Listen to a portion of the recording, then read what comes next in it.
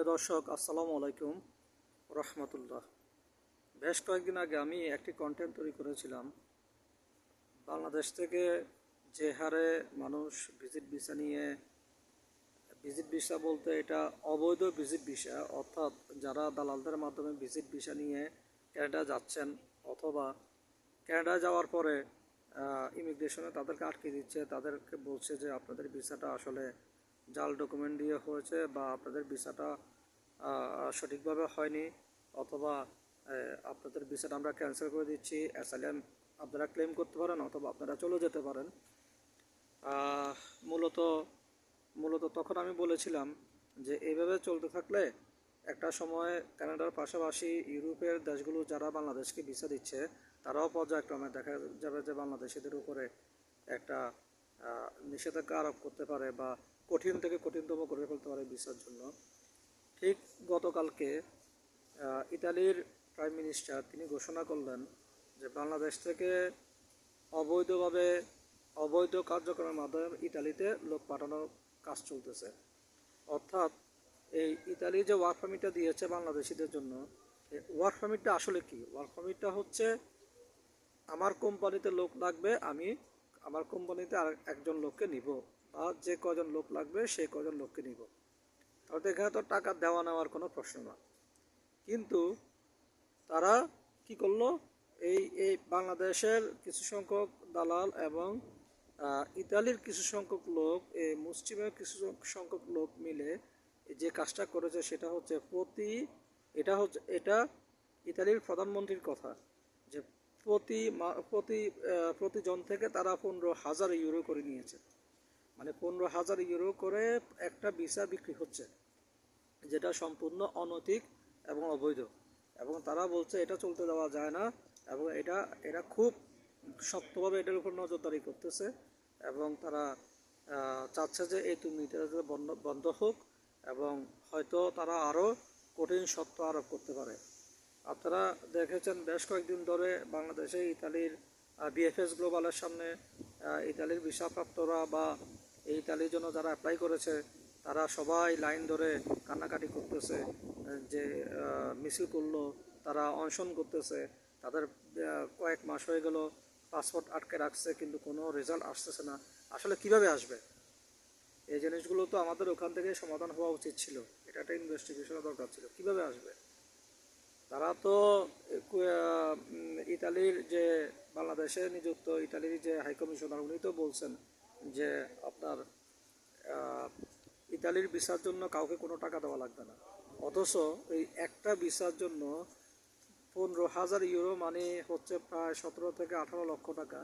এই 17 থেকে 18 লক্ষ টাকা করে মানুষের কাছ থেকে নিয়ে গেছে। এবং এই টাকা, বেশিরভাগ টাকা আবার কিছু বাংলাদেশে ওরা রাখছে, কিছু আবার আপনার ইতালিতেও চলে গেছে টাকা। মানে ভিসা হওয়ার আগে কিন্তু টাকা চলে গেছে। যে জিনিসটা ইতালির যে অ্যাডমিনিস্ট্রেশন তারা ঠিকই এটা বের করেছে, প্রবলেমটা কোথায়। এখন দেখবেন আস্তে আস্তে যে এই যে ওয়ার্ক পারমিটটা তারা চালু করলো এত বছর পরে, এখন এটাও বন্ধ করে দিবে। যেটা করেছে ইউকেতে যেমন কেয়ার গিভারদের জন্য একটা ওয়ার্ক পারমিট চালু করলো, এটা নিয়ে শুরু হয়ে গেছে দুর্নীতি। অর্থাৎ সমান গণহারে মানুষকে এই দেশে পাঠাইছে। এই দেশে আসার পরে কেয়ার ভিসায় এই দেশে আসছে, ইউকেতে আসলো, আসার পরে দেখে তার কোনো জব নেই। তাহলে সরকার এই জিনিসটা ফাইন্ড আউট করছে যে এখানে ব্যাপকভাবে দুর্নীতি হয়েছে, যার ফলে কেয়ার ভিসাটা বন্ধ করে নাই, কিন্তু কেয়ার ভিসাটার মধ্যে অনেক শর্ত আরোপ করে দিল। শুধু কেয়ার ভিসা না, অন্যান্য যে ওয়ার্ক পারমিটগুলো আছে সবগুলোতে সেম জিনিস। তারা করলো কি, যে আগে ছিল 29,000 পাউন্ড বাৎসরিক ইনকাম লাগতো, সে জায়গায় এখন এটা 38,000 পাউন্ডে নিয়ে গেছে। 38,000 পাউন্ড বাৎসরিক ইনকাম, দ্যাট মিনস আপনার প্রতি মাসে ইনকাম থাকতে হবে 3,000 পাউন্ডের উপরে। তাহলে এটা মানে কোয়াইট ইম্পসিবল নর্মালি যারা আসবে তাদের জন্য, বা নর্মালি যারা কাজ করে তাদের জন্য। এটা হাই স্কিল হলে এটা ঠিক আছে, কিন্তু বাংলাদেশ থেকে তা তো হাই স্কিল নিয়ে কেউ আসবে না কেয়ার গিভিংয়ের জন্য। তো এখন এইভাবে যদি চলতে থাকে তাহলে শুধু ইতালি না, আস্তে আস্তে যেমন পর্তুগালও আস্তে আস্তে কঠিন করে ফেলতেছে।